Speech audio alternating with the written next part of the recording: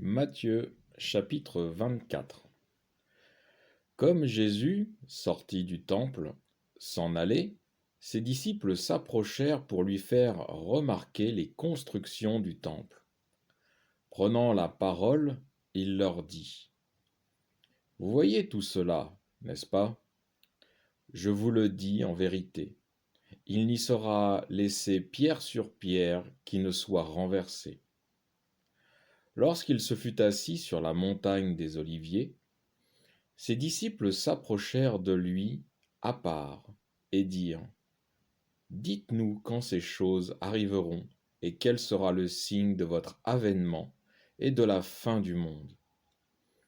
Jésus leur répondit: Prenez garde que nul ne vous induise en erreur, car beaucoup viendront sous mon nom, disant: C'est moi qui suis le Christ, et ils en induiront un grand nombre en erreur.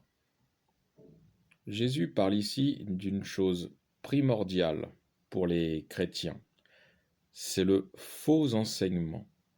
À l'époque des apôtres, il y avait déjà des faux enseignements ou fausses doctrines qui s'introduisaient parmi les chrétiens. Et pour contrer cela et ne pas tomber dans le piège, l'apôtre Paul demande aux chrétiens de vérifier constamment ce qui leur est enseigné. Jésus le rappelle aussi avec l'histoire des aveugles. Un aveugle qui guide un aveugle, les deux tomberont dans une fosse. Le verset précédent que l'on a lu, le chapitre précédent que l'on a lu, le chapitre 23, Jésus dit constamment à ses enseignants juifs, les chefs, ceux qui étudiaient la Torah, ce qui était versé dans les Écritures, les pharisiens, les scribes, il les traite constamment d'aveugles. Et pourtant, c'est ceux qui sont le plus à même de connaître la parole de Dieu. Mais ils sont aveugles parce qu'ils ont le point de vue de l'homme et non celui de Dieu. Rien n'a changé aujourd'hui. Que ce soit au niveau des Juifs de l'époque ou des chrétiens d'aujourd'hui, ce qui a été avant est aujourd'hui la même chose.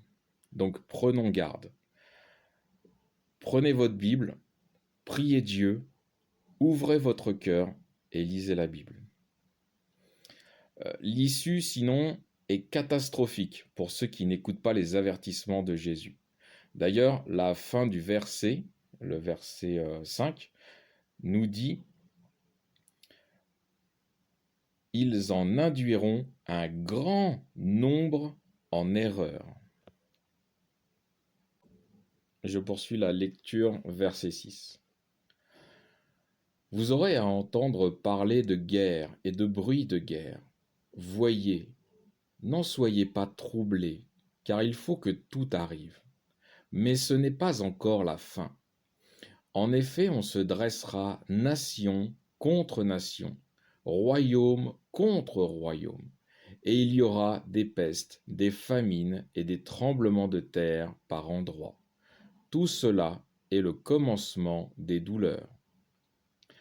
Alors on vous livrera à la torture, et on vous fera mourir, et vous serez en haine à toutes les nations à cause de mon nom. Alors aussi beaucoup failliront, ils se trahiront les uns les autres, et se haïront les uns les autres. Et il s'élèvera plusieurs faux prophètes qui en induiront un grand nombre en erreur. Et à cause des progrès croissants de l'iniquité, la charité d'un grand nombre se refroidira. Mais qui persévérera jusqu'à la fin sera sauvé. Et cet évangile du royaume sera proclamé dans le monde entier, en témoignage pour toutes les nations, et alors viendra la fin. Quand donc vous verrez l'abomination de la désolation dont a parlé le prophète Daniel, dressée en un lieu saint, que celui qui lit comprenne. Alors que ceux qui seront dans la Judée s'enfuient dans les montagnes, que celui qui sera sur la terrasse ne descende pas prendre ce qu'il a dans sa maison, et que celui qui sera dans les champs ne revienne pas en arrière pour prendre son manteau. Malheur aux femmes qui seront enceintes et à celles qui allaiteront en ces jours-là. Priez pour que votre fuite n'arrive pas en hiver, ni un jour de sabbat, car il y aura alors une grande tribulation, telle qu'il n'y en a point eu depuis le commencement du monde jusqu'à maintenant, et qu'il n'y en aura plus. Et si ces jours n'avaient été abrégés, nul vivant n'échapperait. Mais à cause des élus, ces jours seront abrégés.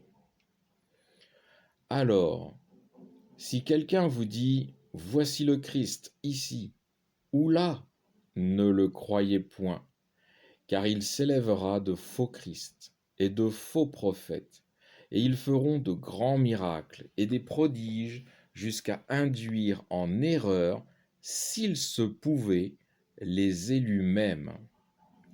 Voilà que je vous l'ai prédit. Si donc vous dites, voici, si donc on vous dit, voici qu'il est dans le désert, ne partez point. Voici qu'il est dans le cellier, ne le croyez point. Car, comme l'éclair part de l'Orient et apparaît jusqu'à l'Occident, ainsi sera l'avènement du Fils de l'homme. Où que soit le cadavre, là se rassembleront les aigles. Aussitôt, après la tribulation de ces jours, le soleil sera obscurci. La lune ne donnera pas sa lumière, les astres tomberont du ciel, et les puissances des cieux seront ébranlées.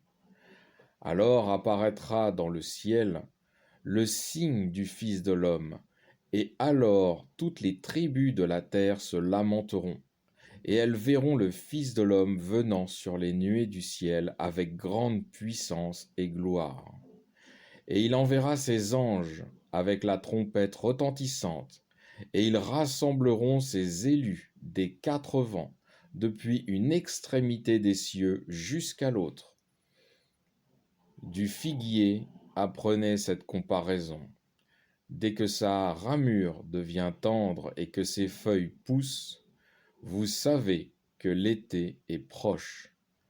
Ainsi, lorsque vous verrez toutes ces choses, sachez que l'événement est proche aux portes.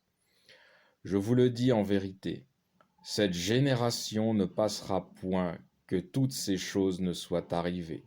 Le ciel et la terre passeront, mais mes paroles ne passeront point. Quant à ce jour et à l'heure, nul ne les connaît, pas même les anges du ciel, mais le Père seul. Tels furent les jours de Noé, tel sera l'avènement du Fils de l'homme. Car de même que dans les jours qui précédèrent le déluge, on mangeait et buvait, on épousait et on était épousé, jusqu'au jour où Noé entra dans l'arche, et qu'ils ne surent rien, jusqu'à la venue du déluge qui les emporta tous.